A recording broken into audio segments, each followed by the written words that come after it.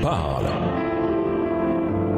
Chaque jour, Charles et Carole vous présentent la leçon de l'école du sabbat.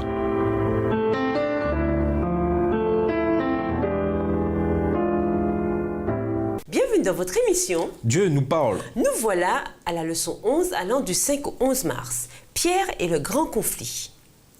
Étude de la semaine, 1 Pierre 2, les versets 9 et 10, Deutéronome 14, le verset 2, 1 Pierre 4, les versets 1 à 7, 2 Pierre 1, les versets 16 à 21, 2 Pierre 3, les versets 3 à 14 et Daniel 2, les versets 34 et 35.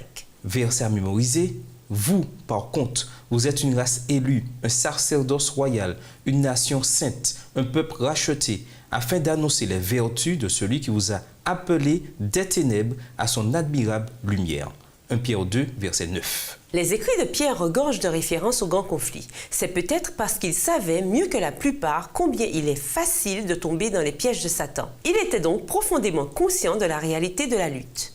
Après tout, c'est Pierre qui a écrit « Soyez sobres, veillez, votre adversaire, le diable, rôde comme un lion, rugissant, cherchant qui dévorer. » 1 Pierre 5, le verset 8. Pierre voit la lutte se jouer de plusieurs manières. Il voit une lutte dans l'Église. Ceux qui autrefois étaient des frères pour les croyants sont devenus cyniques et méprisent Dieu, ainsi que toute idée de retour du Christ. Pierre a des mots durs et forts pour ses moqueurs.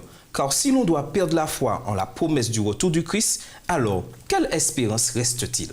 À nouveau, Pierre affirme la foi d'une manière si certaine, peut-être en raison de ses propres échecs. Il sait ce que c'est que de se moquer, de renier et d'essayer de se fondre dans la foule pour que les autres ne vous condamnent pas pour être un disciple de Jésus. D'où son insistance sur l'importance pour les croyants de vivre une vie réfléchie et digne de leur vocation élevée et de leur élection dans le Seigneur. Et nous vous laissons à cette réflexion. Pierre nous montre l'impact du grand conflit sur nous. Avant, nous n'avions rien et maintenant, nous avons tout. Au revoir. Et à demain si tu veux. Dieu nous parle.